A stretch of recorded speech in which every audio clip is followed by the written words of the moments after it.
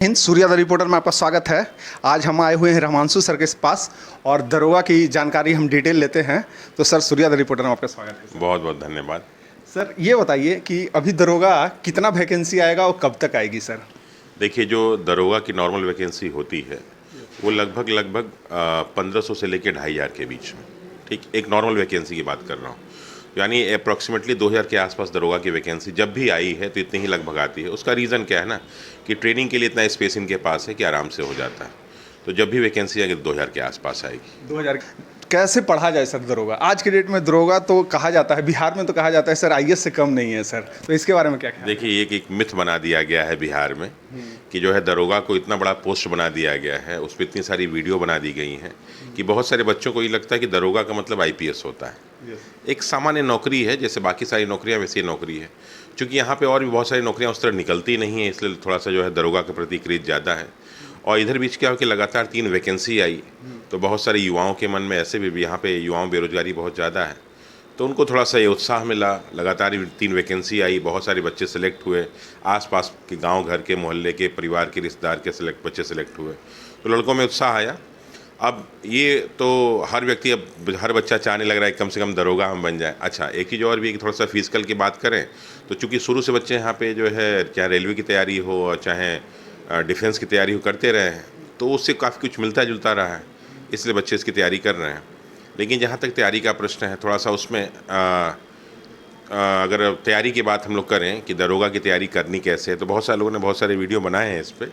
हम लोगों ने बहुत सारे वीडियो बनाए हैं क्योंकि जीएस बेस्ड है ये। और अभी में थोड़ा सा जो जीएस में चेंज हो रहा है वो ये हो रहा है कि करेंट बेस्ड जीएस पूछा जा रहा है। तो जो भी आप पढ़ाई कीजिए, चाहे हिस्ट्री हो, चाहे ज्योग्राफी हो, चाहे पॉलिटी हो, चाहे इकोनॉमिक्स हो, तो उसमें करंट अफेयर्स को बेसिस बना के पढ़ेंगे तो आपके सिलेक्शन के चांसेस बहुत ज़्यादा हो जाएंगे। तो इसलिए ये पढ़िए। अच्छा, कुछ बेसिक बुक्स के बारे में बच्चे पूछते हैं कि सर बेसिक बुक्स क्या है, तो चूँकि यहाँ शुरू से बच्चे जो है एग्ज़ाम की तैयारी करते हैं तो लूसेंट खरीद के लेते आते हैं, स्पीडी लेके आते हैं, और भी बहुत सारी किताबें इस तरह के लेके आते हैं। अच्छी बात है, वो किताब कोई ख़राब नहीं है, लेकिन जब बच्चे उससे शुरुआत करते हैं ना तो उनका कॉन्सेप्ट नहीं बन पाता है। अगर आप घर ही पे पढ़ते हैं, कई ज़रूरत नहीं है बाहर जाने की, तो घर पे पढ़ते हैं तो कम से कम कुछ बेसिक्स किताब पढ़ लीजिए ताकि कॉन्सेप्ट आपके क्लियर हो जाए। जिसमें स्पेशली अगर हम जो है ज्योग्राफी की बात करें तो कई बार मैं बताया हूँ कि एनसीईआरटी लोग करते हैं, लेकिन ये नहीं मालूम कि एनसीईआरटी पढ़ा कैसे जाता है। एनसीईआरटी हम लोग जब यूपीएससी की तैयारी करते थे तो एनसीईआरटी को भगवत गीता कहा जाता था कि आप जितनी बार पढ़ेंगे आपको उतनी सारी चीज़ें मिलेंगी। लेकिन उस प्रकार के प्रश्न सिर्फ यूपीएससी स्तर पे ही पूछे जाते हैं, बाकी किसी एग्ज़ाम में नहीं पूछे जाते। बाकी सारे एग्ज़ाम में फैक्ट बेसिस प्रश्न पूछे जाते हैं। तो फैक्ट बेसिस प्रश्न को जानने के लिए ज़रूरी है कि आप कुछ बेसिक्स बुक के साथ साथ फैक्चुअल बुक भी पढ़ें। तो उसमें कई बार मैं बताया हूँ कि एक तो महेश बर्णवाल की ज्योग्राफी की बुक बहुत अच्छी है, उसके साथ साथ जब भी पढ़ें तो अपने साथ एटलस ज़रूर रखें। और उसके साथ साथ जो ज्योग्राफी की सारी किताबों में एनसीईआरटी वाली जो किताब है ना, वो सबसे अच्छी किताब है। तो कहीं एनसीईआरटी का तथ्यसार मिल जाए, एनसीईआरटी मिल जाए तो ज्योग्राफी के लिए पढ़ लीजिए। पॉलिटी कम बेस सारी किताबों में एक ही मिलता है, लेकिन पॉलिटी के लिए मैंने कई बार कहा है, लोग लक्ष्मीकांत लेते आते हैं, उतनी मोटी किताब पढ़ने की ज़रूरत नहीं है। कोई भी सामान्य किताब आप अगर पॉलिटी के ले लेते हैं तो उसमें सारी इन्फॉर्मेशन आपको मिल जाती है। ये लगता है कि सर कब तक वैकेंसी आएगी? 2024 का इलेक्शन भी आने वाला है सर, तो क्या लगता है सर कब तक आएगी? देखिए, 2024 का जो इलेक्शन है वो केंद्र सरकार का इलेक्शन है, तो इसमें जो है केंद्र सरकार पे प्रेशर ज़्यादा है। तो जो रेलवे की वैकेंसी है वो 2024 के लिए आनी चाहिए। अब जो है यहाँ दरोगा की जो बात है वो 2024 के लिए उसका बहुत ज़्यादा महत्व नहीं, लेकिन चूंकि सत्ता का समीकरण बदल रहे हैं और गठबंधन बदल रहे हैं, तो ऐसे में प्रेशर तो ज़रूर है इन पे। तो मैंने कई बार बोला था ना कि मार्च के लास्ट में उम्मीद थी कि जो है दरोगा की वैकेंसी आएगी, और काफ़ी हद तक उम्मीद थी कि बजट के बाद ये सब होगा। बजट में अनाउंस भी किया गया, माननीय मुख्यमंत्री जी ने 2-3 बार इस बात को भी कहा, लेकिन अभी सारा काम जो है अभी सब जो है ढीला ही चल रहा है। कहीं भी नहीं लग रहा है कि मार्च में भी संभावना हो पाए, लेकिन हम तो कोशिश भगवान से प्रार्थना करेंगे कि मार्च में आ जाए। लेकिन संभावनाएं तो अभी फिलहाल जिस हिसाब से आज 15-16 मार्च हो गया, चांसेस अभी कम लग रहे हैं। सर, जो एसएससी सीजीएल का प्रिपरेशन करते हैं सर आज के डेट में, वो भी दरोगा के लेकर बहुत उत्साहित हैं सर, बिहार दरोगा को लेकर के। कहीं न कहीं इस बार पैटर्न चेंज हुआ है सर सीजीएल का, तो उसमें क्या ख्याल है सर? और यहाँ शिफ्ट करना, दरोगा का तैयारी करना, वो कितना बेहतर रहेगा सर? देखिए, पहले क्या था कि दरोगा जीएस बेस्ड और सीजीएल में जो है मैथ और इंग्लिश बेस्ड था, लेकिन अब काफ़ी चेंज हो गया है सीजीएल में। और सीजीएल में वैकेंसी तो काफ़ी अच्छी आई हैं, बहुत सारी वैकेंसी भी आ भी रही हैं और आएंगी भी। तो जो लोग सीजीएल वाले हैं वो सीजीएल को न छोड़ें, वो तैयारी करते रहें। लेकिन उसमें गड़बड़ी क्या है कि थोड़ा सा लोग इंग्लिश को फोकस नहीं कर पाते, उनको अच्छे टीचर नहीं मिल पाते हैं। अगर आप सीजीएल कर रहे हैं तो करिए, जैसे अभी हाई कोर्ट की वैकेंसी आई है, सिविल कोर्ट की वैकेंसी आई है, अगर वो जो सीजीएल वाले बच्चे हैं उनके लिए बहुत बेनिफिशियल है। लेकिन उनको अगर स्विच ओवर करना है दरोगा में, तो दरोगा के लिए जीएस है ना, वो अपना मैथ रीजनिंग इंग्लिश पढ़ते रहिए, लेकिन जीएस आप स्पेशली ज़्यादा पढ़िए, तो आपके दोनों कवर हो सकते हैं। जो बीपीएससी तैयारी करते हैं सर आज के डेट में, और गर्ल्स के लिए 35% आरक्षण है सर, तो जो गांव के लोग देखेंगे वीडियो, तो वो उनके लिए क्या रहेगा सर? आप थोड़ा डिटेल में बताइए। जो गर्ल्स लोग हैं मुख्यतः, जो हमारे गरीबी रेखा से आते हैं, और बहुत सारे गर्ल्स अभी भी वे पटना में नहीं आ पाते हैं सर, तो उनके लिए क्या सलाह रहेगा सर? देखिए, एक तो बहुत अच्छा हुआ इस कोरोना काल में कि ऑनलाइन सारे के सारे क्लासेस हो गए, और सबसे बढ़िया है ये कि लगभग 20% में आप सब पढ़ ले रहे हैं। पहले जहाँ 100 रुपये लगता था, 20 रुपये में आप सब कुछ पढ़ ले रहे हैं। तो अब चाहे मटेरियल की बात करें, चाहे क्लासेस की बात करें, चाहे अच्छी कोचिंग्स की बात करें, सारे ऑनलाइन अवेलेबल हैं। और गांव-गांव में जो है लाइब्रेरी खुल गए हैं, वहाँ पे इंटरनेट की सुविधा है। तो जो भी लड़कियां हैं, थोड़ा सा उनको घर छोड़ना पड़ेगा, घर रहने के लिए नहीं कि बाहर छोड़ना पड़ेगा। आसपास कहीं लाइब्रेरी देख लें, या घर पे कहीं इंटरनेट की सुविधा हो तो उसको देख लें, और ऑनलाइन जितने भी क्लासेस हैं उसको करें, तो उनको बेनिफिट ज़्यादा मिलेगा। और किताब के बारे में सब लोग बताते ही रहते हैं, तो आसपास के आजकल जो है, हम बिहार की जहाँ तक बात जान रहे हैं, मैक्सिमम डिस्ट्रिक्ट्स में किताब आपको मिल जाती हैं। तो किताब लाइए, पढ़िए, और आपको लगे कि आप डेविएट हो रहे हैं या आप सही नहीं हैं, तो कुछ नहीं करना है। जो प्रीवियस ईयर्स के क्वेश्चन 1-2 साल के, ये नहीं उससे पहले वाले, क्योंकि ट्रेंड चेंज हो रहा है, तो इधर बीच के जो 1-2 साल के पेपर हैं उसको देख लीजिए, तो आपको मालूम हो जाएगा कि हमें क्या पढ़ना है और क्या नहीं पढ़ना है। तो उनके बच्चों के सिलेक्शन के चांसेस बढ़ जाएंगे उसमें। प्रतियोगिता दर्पण आप बहुत अच्छा पढ़ाते हैं सर, हम भी जनरली आपका देखे हैं वीडियो सर। तो कहाँ से, मतलब कंटेंट तो रहता है सर, मगर बहुत अच्छा समझाने का आपका तरीका बहुत अच्छा रहता है सर। उसके लिए एक्सपीरियंस तो सर आपके पास बहुत है, मगर ये कहाँ से लाते हैं सर, हमको ये जानना है। देखिए, दरअसल क्या है कि जब हम लोग दिल्ली में थे, तो भगवान के आशीर्वाद से जो हमारे जितने बैचमेट थे सभी सेलेक्ट हुए। मैं जो यहाँ सचिवालय में सेलेक्ट हुआ, बाकी बहुत सारे IAS IPS बने। तो जो बच्चे सेलेक्ट होते हैं ना, उनकी एक पढ़ने की स्ट्रेटजी होती है। देखिए, जैसे जो टीचर होता है, टीचर अपना सब अच्छा पढ़ाता है, लेकिन एक सेलेक्टेड टीचर और एक नॉन सेलेक्टेड में बहुत अंतर होता है। अंतर क्या होता है कि जो सेलेक्टेड है उसको मालूम है क्या पढ़ना है क्या नहीं पढ़ना है। नॉन सेलेक्टेड क्या करता है कि वो भी जो पढ़ा हुआ है तो सारी चीज़ें वो पढ़ा देता है, अब उसको ये नहीं समझ में आता कि ये आएगा कि नहीं आएगा।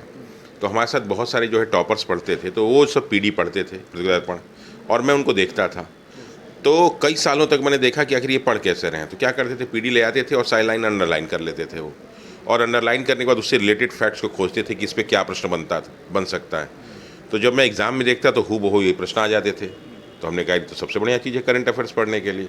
यही काम मैं भी करने लगा कि PD ले आता था, उसके इंपॉर्टेंट फैक्ट्स को घेरता था, उससे रिलेटेड जो भी जानकारी हो सकती है, उससे रिलेटेड जो भी क्वेश्चंस बन सकते थे, उसको मैं अपनी कॉपी में बनाता था और एग्ज़ाम से पहले रिवाइज़ कर लेता था। और एग्ज़ाम में फिर हम लोग को करंट अफेयर्स, मैं बता दूँ कि मुखर्जी नगर में मैं जब 2008 वाला मैंने UPSC का प्री दिया, तो वहाँ में GS में सबसे ज़्यादा नंबर पाने वाले स्टूडेंट्स में मैं था। क्यों? उसका मेन बेस यही था। तो जब मैं यहाँ पटना में पढ़ाने के लिए आया, तो मैंने कहा क्यों ना बच्चों को दिया जाए, क्योंकि उनको मालूम नहीं था। और आज बहुत सारे टीचर इस बात को मानने लगे कि ये सर बहुत अच्छा करवाते हैं। अब तो हम लोग YouTube पे इसीलिए करवाते हैं कि अधिक से अधिक बच्चे पढ़ सकें और उनको मालूम हो सके कि इसमें किताब में क्या पढ़ना है और क्या नहीं पढ़ना है। सर आज के डेट में जो बहुत सारे लोग हैं जो प्राइवेट जॉब में हैं सर, बिहार में तो मुख्यतः प्राइवेट जॉब कर रहे हैं, मगर वो सरकारी की तरफ अभी टर्न करने वाले हैं, क्योंकि दरोगा का लगातार वैकेंसी आना सर कहीं ना कहीं ये दर्शाता है कि लोग ज़्यादा आकर्षित हो। और सर यहाँ तिलक तो चलता ही है, पहलू सरकार के द्वारा रोक है, मगर चलता ही सर, सब लेने के लिए कहीं ना कहीं दरोगा पर जोड़ एकजुट लगाए हुए हैं सर। बहुत सारा लोगों का सवाल था सर कि सर के पास जाइएगा तो ये ज़रूर पूछिएगा, क्या सर हम अभी से स्टार्ट कर रहे हैं जीरो से? हम जॉब करते थे पहले सर, हम इंजीनियर थे या कोई विभाग में थे, जॉब करते थे सर, मगर हम चाहते हैं कि दरोगा इस बार बने। तो उन लोग का सवाल है सर, बहुत सारे लोग हम मेरे से कनेक्ट हैं तो बोले हैं कि उन सर से सवाल ये पूछिएगा कि क्या सर हम दरोगा की तैयारी कर सकते हैं? देखिए, दरोगा की तैयारी कोई ऐसा नहीं है कि बहुत उसके लिए स्पेशलाइजेशन आपको चाहिए। मैं बार बार बोल रहा हूँ ना, GS पढ़ना है आपको, और GS एक ऐसी चीज़ है कि जो बिल्कुल कुछ नहीं जानता है वो पढ़ के समझ सकता है। क्योंकि जो भी टेक्निकल या प्राइवेट लोग में हैं, जो भी उस तरह की पढ़ाई किए हुए हैं, तो उनको समझ उनकी बहुत अच्छी होती है। अब उनको बस ये ही कि उनको पढ़ाई करना है। जब आप नौकरी करने लगते हैं, पैसा कमाने लगते हैं, तो कुर्सी बैठ के पढ़ने की जो क्षमता होती है घट जाती है। और सिलेक्शन तभी होगा जब आप बैठ के पढ़ेंगे। तो जो भी प्राइवेट जॉब कर रहे हैं उनके लिए भी सबसे बढ़िया सुविधा यही कि ऑनलाइन क्लासेस उपलब्ध हैं। प्लस इसके साथ साथ वो जो भी मटेरियल उनको आसपास मिले ज़रूर खरीद लें, जो भी अथेंटिक किताब है ज़रूर खरीद लें, और कोशिश करें कि अपने 24 घंटे के दिनचर्या में कम से कम 2 घंटे पढ़ाई पर निकालें। अगर 2 घंटे भी निकाल लेंगे ना, मैं बता रहा हूँ, जो भी बोलते हैं ना कि 12 घंटे पढ़ते थे, 25 घंटे पढ़ते थे, वो एग्ज़ाम के लास्ट मोमेंट में पढ़ाई होता है। रेगुलर पढ़ाई 2 से 3 घंटे, आप चूँकि उनकी प्रैक्टिस ही नहीं है अभी पढ़ाई की ना, तो कम से कम 2 घंटे तो बैठे हैं। क्योंकि आप देख रहे हैं कि लोग यूट्यूब और मोबाइल में इतना खो गए हैं कि अब उसमें कोई, अब लोग पहले एक पूरा क्लास देखते थे, अब लोग जो है छोटा छोटा क्लिप देख रहे हैं, यानी लोगों का कंसंट्रेशन लेवल एकदम घट गया है। तो पहले तो कंसंट्रेशन लेवल बनाने के लिए कम से कम 2 घंटे पढ़िए, और जब एग्ज़ाम का अनाउंसमेंट हो जाए और पेपर आ जाए, फॉर्म आ जाए, उसका थोड़ा सा इसके टाइम को बढ़ा दीजिए, तो सिलेक्शन मुश्किल नहीं, बहुत आसान हो जाएगा। सर कोई शॉर्टकट है दरोगा बनने का सर? देखो यार, ज़िंदगी में सफलता का कोई शॉर्टकट नहीं होता, ठीक है। हाँ, दरोगा बनने का शॉर्टकट यही हो सकता है लोग, लेकिन वो तुक्का है कि आपने बहुत सारे क्वेश्चन पेपर सॉल्व किए और एग्ज़ाम स्तर क्वेश्चन आ गया, लेकिन अब वो ऐसा तुक्का चल नहीं रहा है। तो शॉर्टकट बस यही है कि एक बार थोड़ा सा बेसिक को पढ़ लीजिए, थोड़ा सा टाइम निकाल के, और मैक्सिमम क्वेश्चन सॉल्व कीजिए।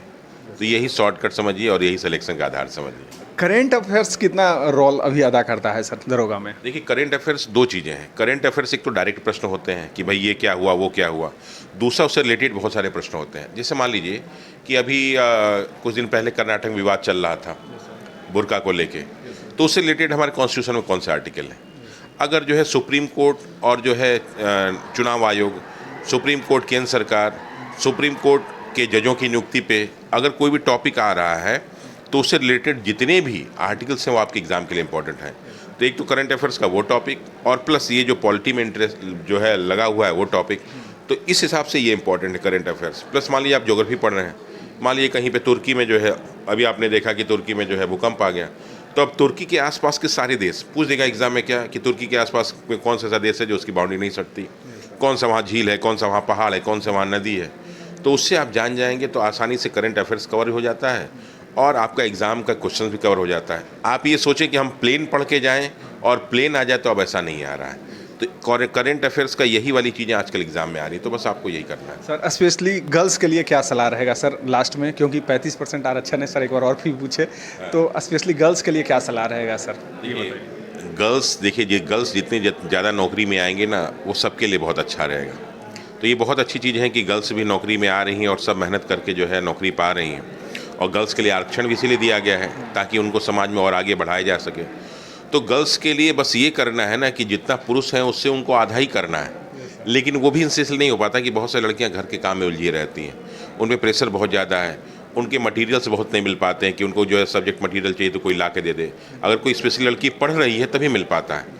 तो अगर उनके गार्जियन मेरी बात सुन रहे हों, उनके भाई बात सुन रहे हों, उनके दोस्त मित्र बात सुन रहे हों, तो कृपया अपनी बहनों को, अपने दोस्तों को, अपने घर की बेटियों को कम से कम एजुकेशंस के लिए और जॉब्स के लिए बेसिक जो है मटेरियल वो तो उपलब्ध करा दें, किताबें उपलब्ध करा दें, ताकि वो हमारी बच्चियाँ आगे चढ़ के नौकरी पा जाएँ। तो ये मेरी शुभकामना होगी उन सबों के साथ। ठीक है, ये थे हमारे रहमांशु सर, और बहुत बहुत शुक्रिया सर बात करने के लिए। बहुत बहुत धन्यवाद आपका। ठीक है सर, थैंक यू।